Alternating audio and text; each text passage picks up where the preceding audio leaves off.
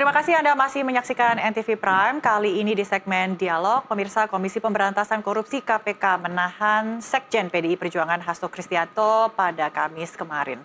Penahanan dilakukan usai Hasto diperiksa sebagai tersangka dalam kasus dugaan suap pergantian antar waktu atau PAW anggota DPR Harun Masiku dan juga perintangan penyidikan. Hasto bersama-sama dengan Harun Masiku diduga menyuap komisioner KPU periode 2017-2022 Wahyu Setiawan. Hasto kini ditahan selama 20 hari ke depan dan untuk membahas apakah ada unsur kriminalisasi ataupun unsur politis murni di balik penetapan Hasto sebagai tersangka dan penahanan oleh KPK. Bersama saya sudah hadir di studio ex-penyidik KPK Yudi Purnomo Harahap dan juga melalui sambungan Zoom ada pengamat politik Ray Rangkuti. Namun sebelum kita berbincang, kami akan tampilkan pernyataan Hasto berikut ini.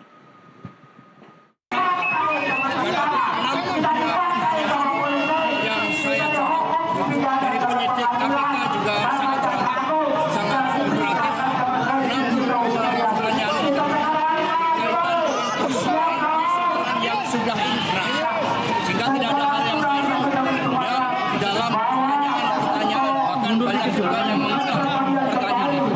Karena itulah sejak awal saya katakan bahwa sebagai Sekjen PDI Perjuangan, saya dengan kepala tegak siap menerima konsekuensi apapun bagi Indonesia Raya kita. Karena Indonesia dibangun dengan pengorbanan jiwa dan raga. Kita adalah negeri pejuang. Sehingga saya tidak pernah menyesal. Saya akan terus berjuang dengan api semangat yang menyala-nyala.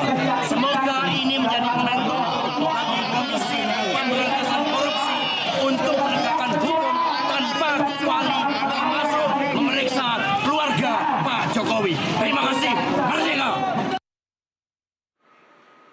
Ya, sudah bersama saya di studio ada Mas Yudi, mantan penyidik KPK. Selamat sore, dan juga Bang Ray melalui sambungan Zoom. Terima kasih Bang Ray, Mas Yudi. Siap. Mungkin saya tanyakan ke Bang Ray dulu ya, karena ini ada banyak sekali isu yang mencuat ya dari kemarin. Pelantikan kepala daerah, kemudian diikuti dengan penetapan Hasto sebagai tersangka dan ditahan, maksudnya ditahan langsung.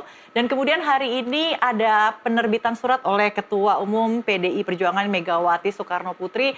Kepala daerah ini dilarang atau harus stop dulu ya, tidak boleh mengikuti Akmil di Magelang. Bung Ray, bagaimana Anda melihat rentetan peristiwa ini? Ya, kalau dilihat secara menyeluruh ya, secara umum, itu yang saya sebut penegakan hukum terhadap saudara Hasto ini kental dengan nuansa politik. Gitu. Sesuatu yang sebetulnya terbaca dari banyak aspek ya. Tentu saya tidak akan bicara tentang prosedur hukumnya. Kalau prosedur hukumnya ya kan udah dicoba udah diperadilan, nggak diterima macam-macam dan sebagainya. Artinya kalau dari segi aspek itu udah terjadi tuh, ini peradilannya macam-macam. Tapi kalau Anda mau jelaskan ini dari background-nya, gitu ya. Nah ini akan kita mengatakan ini KPK ini seperti kurang kerjaan gitu loh. Ngejar-ngejar satu perkara hukum yang sebetulnya bobotnya nggak begitu tinggi lagi. Beda dengan kasusnya dahulu, misalnya ketika 5 tahun yang lalu lah ya peristiwa ini muncul. Saya adalah orang yang sangat keras mendorong KPK untuk segera menangkap ya ataupun meminta penjelasan dari saudara Hasto.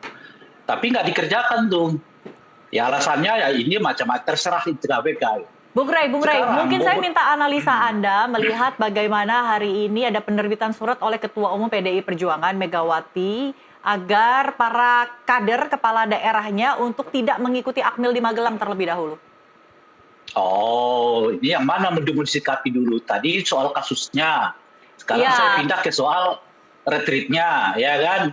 Nah, kalau soal kasusnya, nuansanya politik. Ya, bahwa prosedur hukumnya ditegakkan, ya, tetapi tidak dapat kita abaikan bahwa ada nuansa politik di dalam mendahulukan kasus-kasus yang sebenarnya nggak terlalu urgent lagi, dengan mengabaikan tumpukan kasus yang sangat penting untuk diselesaikan oleh KPK saat ini.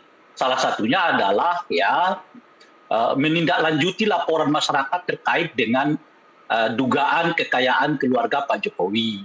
Hari ini kita membaca pernyataan Ketua KPK yang menyatakan, laporkan dong. Ini Ketua KPK baca nggak laporan masyarakat itu? Kan kemarin kita juga udah laporkan, 2023 sudah pernah dilaporkan. Setelah kita laporkan, sekira 4-5 lagi lembaga yang lain juga melaporkan hal yang sama. Oh tiba-tiba Ketua KPK masih ngomong soal laporkan dong gitu. Nah, jadi kalau udah dilihat di sini kan udah lihat tuh ya apa yang disebut dengan nuansa politik itu kan. Kalau udah masuk ke tema soal Pak Jokowi, kilahnya selalu laporkan. Padahal udah berkali-kali dilaporkan oleh orang. Itu satu ya. Nah, yang kedua adalah soal retreat ya. Retreat ini menurut saya bisa dibaca sebagai pernyataan sikap PDI Perjuangan terhadap posisi politik mereka sekarang ini. Kalau sebelumnya mereka seperti menunda-nunda untuk secara terbuka ya menyatakan oposisi terhadap Pak Prabowo, dan dengan keluarnya surat katakanlah penundaan ya keterlibatan kepala daerah yang datang dari PDI Perjuangan, itu artinya mereka mulai secara terbuka mengatakan oposisi terhadap Pak Prabowo. Tapi saya kira masalahnya bukannya sekedar kasus Hasto, tapi itu juga dibarengi oleh peristiwa yang sebelumnya. Itu murni politik. Apa peristiwa yang sebelumnya itu? Kala Pak Prabowo mengatakan satu, ya kan, bagus ya kalau kita bersatu, tapi kalaupun nggak bersatu, ya tapi bersatu tidak harus semuanya. Artinya melihat Pak Prabowo sendiri udah mulai menempatkan PDI Perjuangan di luar kekuasaan dirinya, gitu ya. Nah itu disampaikan oleh beliau kala ya pidato di hari Rakernas Partai Gerindra kemarin. Gitu. Saat yang bersamaan di forum yang sama, Pak Prabowo mengelu-elukan Pak Jokowi. Nah tentu saja ya kan pengeluhan kepada Pak Jokowi itu untuk seperti deklarasi bahwa apakah milik PDIP atau milik Pak Jokowi gitu. Nah Pak Prabowo sepertinya deklarasi untuk mengatakan mereka milik Pak Jokowi bukan milik PDI Perjuangan. Nah dengan itulah disambut dengan peristiwa penahanan Bung Hasto ini, tentu ya mereka PDI Perjuangan memperlihatkan sikap mereka tanpa pidato, langsung action. Actionnya itu adalah meminta kader-kader mereka yang terpilih sebagai kepala daerah itu untuk menunda istilah mereka itu ya datang ke Magelang mengikuti retreat. Saya pikir inilah pernyataan bahwa PDI Perjuangan itu berada di oposisi, tidak perlu diumumkan by lisan, langsung tindakan gitu loh. Jadi secara tidak langsung PDIP langsung mengumumkan posisinya adalah sebagai oposisi ya di luar pemerintahan. Betul. Jadi itu bukan lagi omon-omon, udah langsung. Jadi ini bentuk protes dari Bu Mega kepada Prabowo ya, meskipun pada saat Rakernas kalau tidak salah Pak Prabowo selain ya mengelu-elukan Jokowi juga sempat menyebutkan saya tidak suka jika ada yang menjelek-jelekan Ibu Mega. Dan bahkan mereka juga diduga sudah berkomunikasi, saling mengirim bunga atau minyak pijat dan lain sebagainya. Bagaimana Anda melihat ini, Bang Rey? Ya itu yang saya sebut tadi kan, bahwa sebelumnya ini kan PDI masih menunda-nunda, ya kan, posisinya 50-50 lah antara mau oposisi apa tidak gitu. Tapi dengan mengelu-elukan Pak Jokowi kan udah jelas lah bagi PDI Perjuangan itu nggak bisa satu meja dengan Jokowi. Itu udah tawaran yang kayaknya nggak bisa ditawar-tawar tuh dengan PDI Perjuangan gitu. Kalau ada Jokowi di dalamnya, ya mereka keluar gitu. Nah di forum itu Pak Prabowo mengelu-elukan Jokowi yang tentu mungkin bisa dibaca oleh PDI Perjuangan mensiratkan bahwa milik PDI apa milik Jokowi. Nah kelihatan Pak Prabowo milih Jokowi bukan milik PDI Perjuangan gitu ya. Apalagi ditambah dengan pidatonya Pak Prabowo yang menyebut memang bagus kalau bersatu, tapi kalaupun tidak bersatu ada yang di luar ya nggak apa-apa, kan kira-kira gitu. Jadi ini itu semakin jelas gambarannya ya bagaimana peta antara Partai PDI Perjuangan, Gerindra dan juga keluarga Solo begitu ya. Jadi hari ini semakin mencerminkan jika Prabowo sudah bergeser ya ke keluarga Solo dan kemudian mengalih. Bukan bergeser, kan karena memang Solo dengan katakanlah apa istilahnya itu ya, Kertanegara ini kan memang satu paket kan. Wakil presidennya itu kan keluarga Solo. Oke, lebih memilih dibandingkan. Nah, cuma kan pada saat itu Ya kan pada saat itu ada juga keinginan Pak Prabowo untuk menarik PDI Perjuangan. Nah, cuma kan PDI merasa nggak mungkin satu rumah ya bersama dengan Jokowi. Nah, tinggal diberi pilihan PDI kah atau Jokowi. Nah, di pidato Pak Prabowo itu di Rapimnas itu memperlihatkan bahwa Pak Prabowo lebih memilih Jokowi ketimbang PDI Perjuangan. Oke, jadi lebih memilih selat Solo dibandingkan nasi goreng ya. Oke, sekarang Mas Yudi, Ya, saat ini Hasto sudah ditahan ya betul. di rutan Jakarta Timur kalau Ya. nggak salah ya, selama 20 hari ke depan. Nah, kira-kira apa yang akan KPK lakukan selama ini? Ya, tentu ketika KPK melakukan penahanan, ada alasan subjektif dan alasan objektif ya. Alasan objektif sudah sangat jelas bahwa kasus korupsi itu ancaman hukumannya di atas 5 tahun. Kemudian untuk subjektivitas itu bisa ada 3 ya, bisa ada salah satu di antaranya, salah 2 atau ketiga-tiganya. Pertama, diduga akan melarikan diri, yang kedua menghilangkan barang bukti, ya, ketiga mengulangi perbuatannya. Dan kemudian yang paling penting adalah bahwa ketika penyidik berani menahan, maka penyidik sudah yakin bahwa kasus ini akan segera selesai, akan segera tuntas, untuk kemudian berkas perkara bisa diserahkan ke jaksa penuntut umum untuk kemudian diserahkan kepada pengadilan untuk disidangkan. Jadi kalau tadi saya setuju dengan Bang Ray ya, dulu Bang Ray waktu tahun 2020 yang pengen kasus Harun Masiku ini tuntas gitu ya. Dan tentu sekarang ini memang menarik ya, bahwa ketika kasus ini kemudian digas lagi dan lain sebagainya dengan berbagai banyak permasalahan, kemudian ada politik dan sebagainya, tapi saya pikir penyidik kan kita kacamata kuda saja lah gitu ya. KPK lempeng-lempeng aja ya. Yang penting bagaimana buktinya ada, yang penting bagaimana keterangan saksinya ada, artinya tidak mengada-ngada dalam kasus ini. Tadi benar juga kata Bang Ray bahwa kan sudah diuji juga di persidangan, walaupun putusannya sebenarnya adalah NO gitu ya. Artinya KPK istilahnya dalam kutip menang juga gitu kan, walaupun NO, karena pra-peradilan pertama iya, maksudnya. karena sprindiknya masih berlaku ya. Makanya kemudian mereka memanggil Hasto Senin, tapi kemudian ternyata Hasto tidak hadir dengan alasan akan praper lagi, tapi kemudian kan KPK memanggil panggilan kedua. Kalau hari Kamis kemarin Hasto tidak hadir, ya, dia tentu akan dikeluarkan surat perintah penangkapan. Nah, sepertinya ini sudah dibaca oleh penasihat hukumnya ya, daripada kemudian ada surat perintah penangkapan, ya kemudian akhirnya Hasto datang dan kemudian dilakukan penahanan di hari Kamis ya, Kamis keramat gitu ya. Ya saya kan Jumat keramat